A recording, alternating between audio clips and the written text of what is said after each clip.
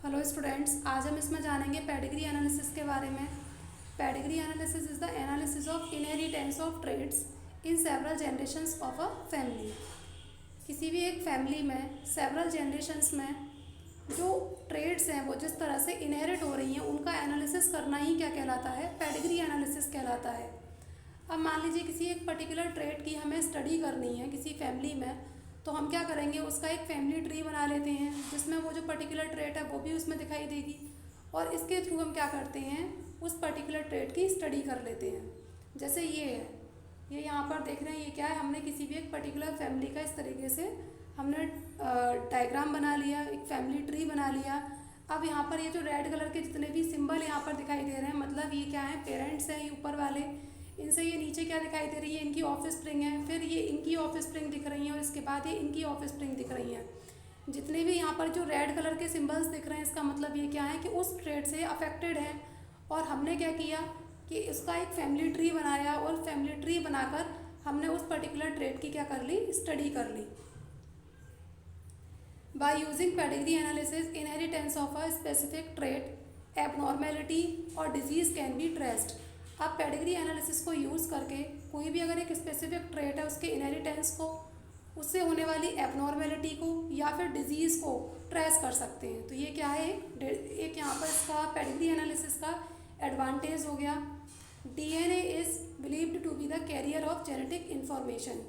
और जो डीएनए है ऐसा माना जाता है कि यही क्या है, जेनेटिक इन्फॉर्मेशंस को कैरी करने वाला एक कैरियर है, which passes unaltered from generation to generation, जो अपने आप में बिना किसी चेंज के एक जनरेशन से दूसरी जनरेशन में पास होता रहता है, इसमें कोई भी चेंज नहीं होता है। Mutations occasionally alter the genetic material. और ये जो म्यूटेशन होती हैं वो क्या करती हैं, जेनेटिक मटीरियल को ओकेजनली क्या कर देती हैं, ऑल्टर कर देती हैं। जेनेटिक मटीरियल से यहाँ पर क्या मतलब है, जेनेटिक मटीरियल से मतलब है यहाँ पर डीएनए। डीएनए ही तो होता है जेनेटिक मटीरियल। तो उसमें अगर कोई भी चेंज हो जाता है तो जिसकी वजह से क्या हो जाती है, म्यूटेशन हो जाती है। और ऑलमोस्ट ये जो म्यूटेशन होती है वो नेगेटिव होती है, और ये हमारी बॉडी पर हमेशा एक नेगेटिव इम्पैक्ट को छोड़कर जाती है। तो इससे हम ये भी कह सकते हैं कोई हमें जेनेटिक डिजीज़ भी हो सकती है, क्योंकि हमारे जेनेटिक मटीरियल में चेंज हुआ है। और जेनेटिक मटीरियल में जब एक बार चेंज हो जाएगा तो क्या होगा कि जैसा जेनेटिक मटीरियल है वो एज इट इज़ वो दूसरी जनरेशन में ट्रांसफ़र हो जाएगा, और पॉसिबिलिटीज़ है कोई जेनेटिक डिजीज़ हो जाए। और ये क्या है, ये जो डिजीज़ है वो generation after generation pass out होती चली जाए। नेक्स्ट है यहाँ पर, and genetic disease are believed to be associated with these alternations only. और ये जो जेनेटिक डिजीज़ होती हैं वो इन्हीं ऑल्टरनेशंस के साथ जुड़ी हुई रहती हैं, ऐसा माना जाता है। क्योंकि अभी हमने जिक्र किसका किया, म्यूटेशन का किया। अब म्यूटेशन में क्या होता है, जेनेटिक मटीरियल चेंज हो गया। अब जेनेटिक मटीरियल जब चेंज हो जाएगा तब जो जिस जनरेशन में वो चेंज हुआ है, अब उसके बाद नेक्स्ट जनरेशन जब आएगी तो हो सकता है, हमने बताया कि म्यूटेशंस ऑलमोस्ट नेगेटिव होती हैं, तो उसकी वजह से पॉसिबिलिटीज़ क्या है, कोई जेनेटिक डिजीज़ हो जाए, और वो जो जेनेटिक डिजीज़ है वो आगे पास आउट होती चली जाएगी, है ना, क्योंकि वो उसी ऑल्टर्ड फॉर्म से क्या है, जुड़ी हुई है, और आगे जनरेशन आफ्टर जनरेशन वो जेनेटिक डिजीज़ क्या होती है, पास आउट होती रहती है। तो इन सब चीज़ों के लिए इन शॉर्ट कौन रिस्पॉन्सिबल होता है, डीएनए रिस्पॉन्सिबल होता है, क्योंकि डीएनए ही क्या है, जेनेटिक मटीरियल है। अगर डीएनए में कोई भी चेंज नहीं हो रहा है, कोई भी ऑल्टरनेशंस अगर उसमें नहीं हो रही हैं, तो सब कुछ नॉर्मल होगा। और अगर डीएनए में कुछ चेंज हो गया है तो इसका मतलब कुछ भी उसमें नॉर्मल नहीं रहेगा, कोई जेनेटिक डिजीज़ हो सकती है, और वो आगे जाकर दूसरी जनरेशन में पास हो सकती है। इसी की इस तरीके से इसको एनालिसिस करना ही क्या कहलाता है, पेडिग्री एनालिसिस कहलाता है। Standard symbols in pedigree analysis are as follow.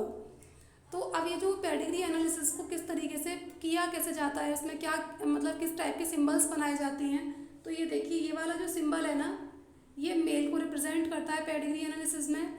ये जो सिंबल है वो फीमेल को रिप्रेजेंट करता है, और ये किसको रिप्रेजेंट करता है, ये अदर को रिप्रेजेंट करता है। अब यहाँ पर जो रेड कलर दिखाया जा रहा है, रेड कलर का मतलब क्या है कि कोई भी इंडिविजुअल जो है वो उस पर्टिकुलर ट्रेड से या फिर उस डिजीज़ से या फिर उस एबनॉर्मेलिटी से अगर अफेक्टेड है तो उसको हम रेड कलर से दिखाते हैं। और ये यहाँ पर जो बीच में इस तरीके से जो लंबाई में ये दिखाई दे रहा है, ये वाला है, ये जो ये जो बीच में जो सिंबल दिखाई दे रहा है, इसको क्या बोलते हैं, ये हस्बैंड वाइफ को रिप्रेजेंट करता है, ये वाला सिंबल। मतलब ये दोनों क्या हैं, हस्बैंड वाइफ हैं, और इनसे आगे इनकी ऑफस्प्रिंग होगी। और अगर ये नॉर्मल है तो बच्चे भी नॉर्मल होंगे, और अगर ये नॉर्मल नहीं है, इनमें कोई इनकी अगर जेनेटिक मटेरियल में कोई अगर दिक्कत है, तो पॉसिबिलिटीज़ हैं कि आगे इनकी जो प्रोजेनी होगी या फिर जो इनकी ऑफस्प्रिंग होगी उनमें भी कोई दिक्कत हो जाए। और इसकी स्टडी करना ही, इसको जब जानते हैं या कोई अगर प्रॉब्लम इनके अंदर अगर हो रही है, तो इनकी जो आगे पुरानी जनरेशन्स को भी ऑब्जर्व किया जाएगा, इस पर्टिकुलर फैमिली की पुरानी जनरेशन्स को भी ऑब्जर्व किया जाएगा, और आगे आने वाली जो नई जनरेशन्स हैं उनको भी ऑब्जर्व किया जाएगा, जिनको एनालिसिस किया जाएगा। और इसके बाद इसी को हम क्या बोलते हैं, पेडिग्री एनालिसिस हम कहते हैं। आई होप कि आपको समझ में आया होगा। Thank you students.